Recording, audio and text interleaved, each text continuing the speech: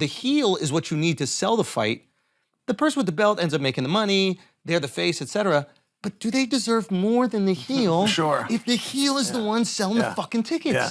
No, I agree with you. Whoever gets the loudest reception, there's your answer. That's who your star. Whoever comes through that curtain tonight and gets the loudest roar, that's the star of the show. I mean, it's not overly complex. I've seen Dana White do that math in his head before. Been at a weigh-in and you know who he thinks his stars are, and somebody else comes through the curtain and the crowd goes crazy, and boom, that guy's getting the bonus. I mean, I've seen that. Yeah, I mean, it's a very simple. It's a pretty obvious focus group when you have a live arena, whoever's loudest, but. I mean, it is just one of those things. I've watched guys come from undercards ready to co-main and main event spots just because of a reception that they got at a press conference. Like an O'Malley. Yeah. Where the UFC didn't know they were stars. That wasn't the guy. And the crowd's like, let us let you know, this is the guy. The people will decide. Boom, gotcha. And they'll move him right up because of that. I've seen other guys that are stars and undefeated and they're high rankings. You know, you can't, nobody cheers. Nobody cheers when they come through, and you got to just find a place to stick them. I've been a little critical of the Bullet lately, and I do it. I really do it as a way of trying to help the Bullet. I've never met her. I think I'm being helpful to her, but the crowd doesn't like her. Explain who the Bullet is to the people who don't know, which is the problem that you're talking about. She is quite possibly the greatest talent I've ever seen in unarmed combat. She is fantastic. Her skills seem to be equal on the ground as to standing up. She can finish fights anywhere. She can deal with adversity. She can push the pace. She's actually weaponized pace. I mean, much like Dan Gable did way back in 1972. She is flat impressive. She's also a co-main event. You can't make $1 with the girl. You can't put her against any opponent. She's fighting this weekend. I don't know who her opponent is, and I'm not attempting to be funny. I simply don't. You could give me a multiple choice, I wouldn't know. But that's her fault. You know, I watched her on Ariel yesterday, and she's sitting there, you know, they call it crisscross applesauce, and she's telling some story. She's trying to tell it like we're 5-year-olds, and like she's the kindergarten teacher. It's like, girl, strip your clothes off. You got tattoos. Supposedly you speak 7 languages. Man, I'm not even sure you've mastered English, which you're speaking to us now. You're not overly impressive, and you're a co-main event above everything else. What do I give a goddamn what you have to say or how many world championships you have? You can't even close out the night? You got a guy named Cyril Gahn who's 1-1 in his last 2, and he's walking out after you? There's a miss there. And I don't say that to put her down. She's wildly successful, but why she keeps trying to pretend that she's a sweet Sally homemaker when she's not? What should she be? What would you do with her? I think in real life she's a heel. I don't know her. I haven't met her personally, but I think she's a heel. I've seen her interviews. I've seen her come to the aid and to the defense of some very unsavory characters. And I just thought to myself, you seem like a bad girl. When John Jones went down for every steroid in the world and street drugs and cocaine, and he ran his car into... She was the first to come and defend him, which was very sweet. She has the courage to come out and defend. It was very sweet. But it also isn't what your kindergarten teacher that she'd like you to think that she is would do. And I look at her and go, you're a heel. Just be yourself. Is there another reason why she might have defended? Of course. Her? What do you think? I don't know. What do you think? And then you got Holly Holm. I mean, you have such a great story if they had the courage to come out and tell it. Right, but isn't that an interesting thing? This isn't, I'm not speaking out of school. There's divorces in place. There's breakups. I mean, all of these things can be Googled. You just have to connect the dots. And if you did connect the dots, you could make some money and sell some tickets, but they don't have the courage to connect the dots. They got to just leave it lingering while I'm out here on a media tour trying to get somebody to watch a girl that's in a co-main event. You could make her money right now. You just said what you were feeling. Right now. You think that there might be a romance? She could sell out an arena to fight Holly Holm if they would just tell the story. And what's the story? What would the story be? What would the story be? Where you got Holly over here, you got Valentina here, and you got John over here. Now, I'm not connected, but these are your 3 people. What would the story possibly be? Maybe John Jones was like in an intimate relationship perhaps with Holly Holm. That could be very interesting. Let's just make it up. The Bullet Shevchenko came in and stole John Jones from... If that happened, so Holly would fight the Bullet, and Holly would want to get revenge on the girl that stole her man? That'd be crazy. And the Bullet who lives over here got assigned to the March 4th card, which John Jones is headlining, and they're all at the same hotel right now. Oh, no. Wow. It looks like the wrong fight is on that co-main event. I don't know. That's an incredible tale that you're That'd be crazy if that happened. Yeah. But imagine that happened, and they came out and they told the world, instead of hiding behind it. Imagine the interest that you could possibly have. One is the world champion who's won more world championships. The other's not. Do you understand that? We have a world title fight that is not the main event on a card. We have a non-world title fight that's headlining the card. That's a problem for them. For them, that's a problem that could be changed, but it would take courage to tell a story. Does it have anything to do with their genitals? I don't know. I mean, I don't know. I think you're talking about the men traditionally do better. I mean, we saw UFC, was it 200? Misha Tate and Amanda Nunes. So we have seen the woman go later before, but it is a hard fact of a policy that a championship match closes out the night. You're saying that there needs to be a story. Gender. I agree with you. I don't even know what the story is But they're with Cyril breaking Gane and policy. John Jones. I want you to understand that. She is such a bad draw that they are breaking. There is a because public the belt policy. has to headline. The belt has to headline. Well, it is headlining. I think John Jones and Cyril Gane are fighting for the belt. But neither one of them is champion. That's the difference. You're saying the champion always has to headline. And that is a policy that they have never broken. And she does such a bad job that they have to break their own policy because they can't walk her out last. So you want her to say, I stole your man. I want her to come And I out wanna and be knock you interesting. out afterwards. Yeah, I don't want her to come out and do this pretending she speaks 7 languages. I don't want her to come out and pretend that she's trained in the military. I don't want her to come out and act. She's got a sister in the business. Her mother was a world champion. She grew up in a very rough household, and she is an incredible story, an incredible product of a very difficult upbringing. She is not a kindergarten teacher. She is not a nice girl. She has tattoos on her body. She gets in a cage and she tries to hurt other people that she was trained and designed to do. There's nothing wrong with telling that story. What up, everybody? I got to interrupt this clip real quick because some of you probably looking for the full episode. You're like, where the hell is it? Well, it's out next week. That's right. We got the king of trash talk, okay? And he's delivering absolute mayhem, burning every bridge known to man. It's Chael Sonnen delivering a barnyard bopper of a podcast and saying stuff like this. Oh, I used to rob banks. I thought you knew that. No. Oh, I used to rob banks, by the way. I thought you knew that. How do you rob a bank? That's what got complicated. Jail time? No jail time. No jail time? $10,000 fine. But they got some performance enhancers. Like, if the world understood what LeBron did, we have the same drug guy, if you will. I know exactly what he's doing. Please tell. Isn't Netflix to thank, though? Didn't Netflix single-handedly save comedy? You mentioned $100 million for Floyd. First off, he's never gotten $100 million for a fight. You think it's... I know it is. They're claiming he was doing $100 million a fight, and I'm claiming for you he in his whole career has made about $100 million. Kaboom! Themes Island. Did you enjoy your time there? Well, That's not a gotcha. I'm just genuinely curious. I would have gone. Not to be a star. But we ended right there. The American gangster, the bad guy, is on Flagrant next week. Now let's get back to this clip. Would you consider being like a consultant for a league? Because it feels like you can sell a storyline in the way like Eric Bischoff, who did WWE. Sure, I remember Eric. And you, yeah. Easy E. Yeah, I feel like you could do a very similar thing. And I'm sure you're making a lot of money now. Your podcast is 12 times bigger than ours, but Very sweet of you. I think you can make a lot of money doing that. I appreciate that. And I just think there's a story to, and I have to say this, Andrew, because it's important to me, because I didn't come here to give the bullet a hard time or to even out her dirty laundry. It's like, I think that she's a really interesting gal. I had a dream, and I worked really hard, and I fell short. I didn't get to as good as she was, or as talented, or as many wins and as many gold belts. If she had dirty laundry, would Holly Holm clean it?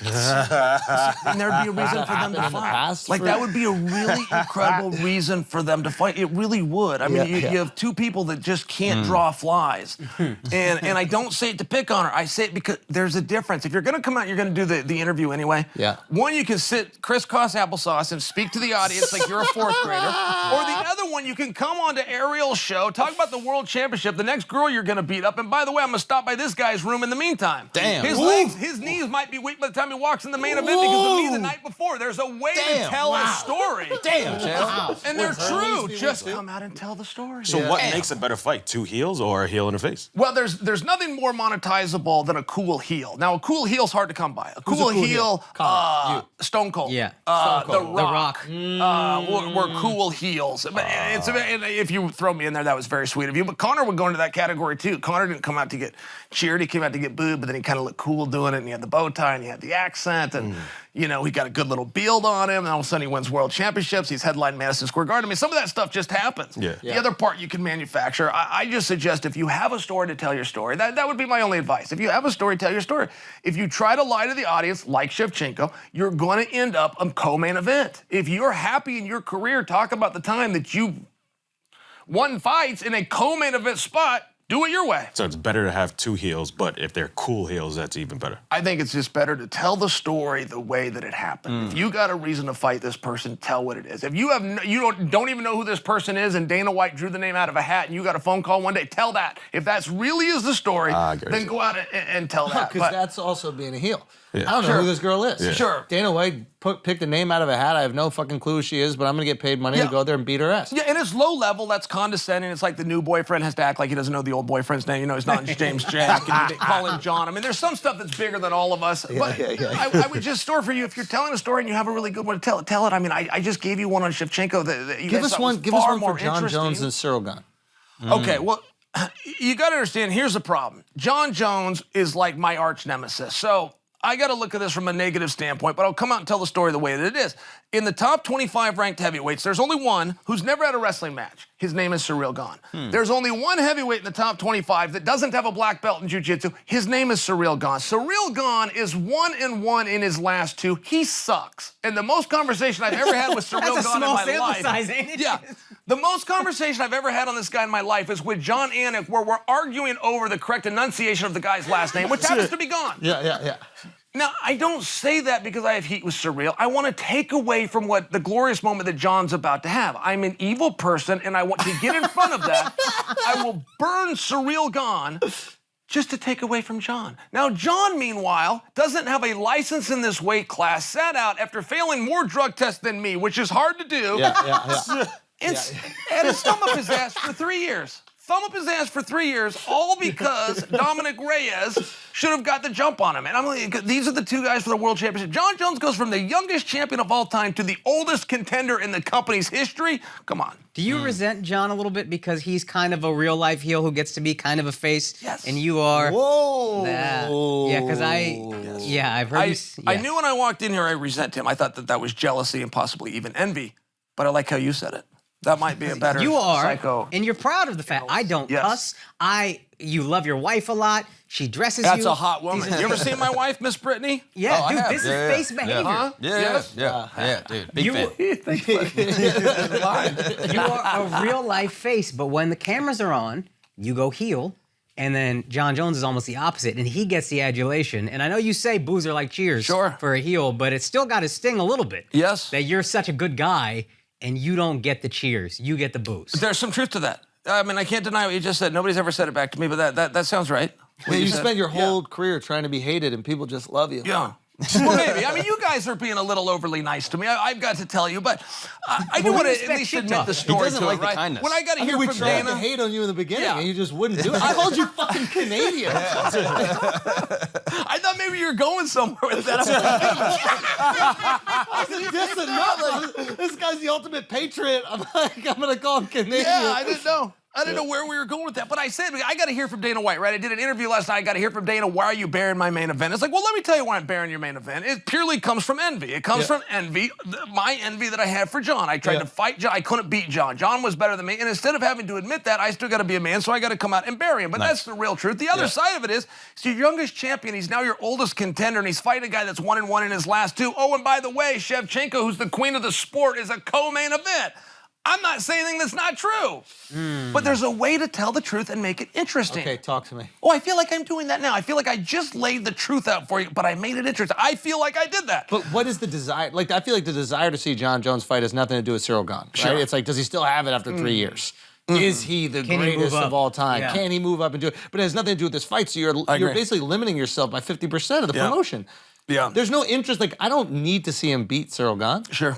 And I'm not like in love with Cyril Gahn enough to see him beat John Jones. Like, I don't even know if they've spoken at all in the promo for this fight. Sure. Have they had like back to like what is it? I don't know, not face off, but like if they on ESPN hopped on, talked some shit about one Not another. that I've seen. Not that I've seen. It's tough. The single greatest storyline in heavyweight history was Francis Ngannou versus Cyril Gahn. Finding out that they were teammates, that the coach had to make a split, the manager made a split, they moved away. Those guys, and it was projected to do 1.2 million. Just to share for you, it did just over 300,000. It was the biggest flop of last year. And it was a stunning thing it flopped because those guys refused to tell a story. Neither one of them wanted to do media. They were focused and they were telling their whatever it was. We barely sell out the arena. Nobody watches on pay-per-view. And then Francis wants to turn the gun on the company and act like I'm going to walk away and go fight Tyson Fury. So what difference does it make if you do? Nobody's tuning in to watch you fight. I don't know if Dana will ever have a better story for Francis than he had with Surreal. Those don't come along very often. But he's supposed to turn it into a bigger fight. I mean, of course you let the guy walk. I mean, I think the story with Francis is just being the most destructive human being on the planet. And I don't know how much more you need after that. Sure. You know, like even the early Tyson days, it's like this guy's going to just devour somebody. And I think that's what we started seeing with Francis. And his backstory is cool too. Oh, his backstory's great and it's sweet. But I hear what you're saying. It's like nobody wants the sweet backstory. Yeah. They want to see the blood boil a little bit. So how do you make the blood boil? Yeah, and we can say it's sweet and great. We can do those things to be nice. It did 300,000 on a projected 1.2. Like we don't have to pretend to be nice to Francis. He sucks as a draw. That's the truth. Well, because he's a face. But is that why they let him go? Yeah, I mean, at some point, what are you going to do? I'm never going to have a bigger fight than this. They're going to cut the fucking check. Yeah, absolutely. They cut it for Conor. 100%. 100%. I mean, I'm just sharing for you. Like, we don't just sit back and be nice because here's what your numbers are. Here is the opportunity you had with the single greatest storyline in history, and here's what your numbers were. Here's also how many times you went on ESPN, how many times you went on Roman, how many times you sat down with Andrew. Yeah. There's ways to look at what you did to create that number, and he and Surreal took their ball and went home. That's just the truth. I don't know why Surreal at 1-1 is getting put back in a main event when you can't count on him anyway. What are you going to do if Surreal becomes your champion? You already had that problem. You're going to stop selling tickets in the heavyweight division? Who would you put there? Well, boy, they're in a tough spot right now. I would have liked to have seen Stipe. I don't think his time's done, but I know that clock's ticking. I know he's close to 40. I think he's over it, and I know that clock's ticking. I'd like to see Francis get back in there. That would be my prediction. What happens with Francis next? My prediction is that he comes back home. I think that Francis versus John is something really special. And other than that, I mean, the heavyweight's got some work to do. Why is that special? What's the storyline with Francis versus John? Francis being as big as he was. Francis barely making the limit. We don't have a lot of big guys in boxing either until the Klitschko's came along or now Tyson Fury. We really never had anybody that was a really big guy. Size was always a disadvantage. So then you bring in a guy. Lennox was big. Lennox was 6'5". Lennox was a big man. 6'6", something like that. For sure. I'm not saying it hasn't been done before. Foreman was massive, but I hear what you're saying. Foreman was very big. Ali was probably 212 pounds or something like that. 198 the night he won the heavyweight championship. Mike Tyson, you know, talk about a reach advantage and a size advantage. Mike Tyson never had the longer arm, and he never weighed more than a single opponent. Yeah. And I just think that's interesting because it's really not an advantage to have a longer arm. It's really not an advantage to weigh more. But we continually call it one. So I only bring that to you because it is something interesting about Francis. Okay, he's got this destruction. Okay, just on size alone, we know size matters. He hits something, he can destroy it, all of those slides. Then he takes on John Jones, who was a national collegiate wrestling champion. John Jones seems to be one takedown away from taking everything from Francis, but can he take him down? It's an interesting one because according to John, no. According to John himself, I'm not big enough. According to John, I will not get in there. I will not even try until I get to a certain weight, which took him 3 years to do. And I think just that denial and refusal to fight Francis until he got big enough that he was comfortable fighting Francis makes for a mystique of can he beat Francis? And you also have the pound for pound great. Would you call Francis the pound for pound? No, he was the best at heavyweight, but no, I don't think he was very well. Okay, the most destructive person on the planet. There you go. Sure. Versus the greatest of all time in MMA. Sure. Everybody wants to see that. For sure. Potentially. Yeah. There's good story there. Yeah. And you can, I mean, I don't know if he wants it, but you could make John Jones a heel against, because there's no more bigger face than Francis. Sure. Just based on his story. Yep. So even the failure with the Cyril Gane fight, as somebody who's, I'm admittedly a big novice of the UFC, I would say, isn't that on the heel to carry that fight? Because this guy's the face. Yep. You be the heel if you're gone, now you gotta now you're cooking. I love what you're saying. I don't disagree with any of that. And Francis is, you know, you guys comment that you know his story. Boy, that almost brings a tear to your eye. When you hear what he went through to get here, like that is such a lovable story, and I don't know why he didn't embrace telling that more. I don't know why he let that go. I don't know why he, you know. I feel like he shared it. For Francis to fight Tyson Fury is not a draw, just like McGregor to fight Mayweather is not a draw. I gotta disagree. That's a draw. The sitting. That's crazy. Well, I'll tell you this way though, and disagree with me if I make this claim though. McGregor did not get paid to fight Mayweather. The simultaneous two-division UFC champion with Dana White in his corner got paid to fight Mayweather. I'm with you on that. I think Francis is more valuable to that Tyson fight if he is the current heavyweight champ. Yeah. According to Way more Tyson, valuable. Tyson said, I will box the UFC champion. Well, now he's got a guy that's not the champion. Yeah. Yeah, and if And you ever the- want to see that yeah. get spoiled, Dana White grabs a microphone one time and says, Tyson, if you really want to do this, here's John Jones and I'll let you fight him.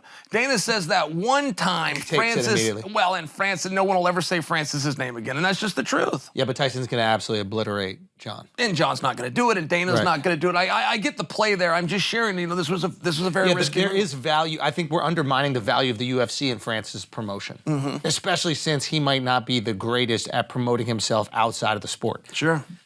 That's interesting. So the longer he's outside of the UFC, the more the stock kind of goes down. It would seem. And then the less interested Tyson is in the fight. It would seem.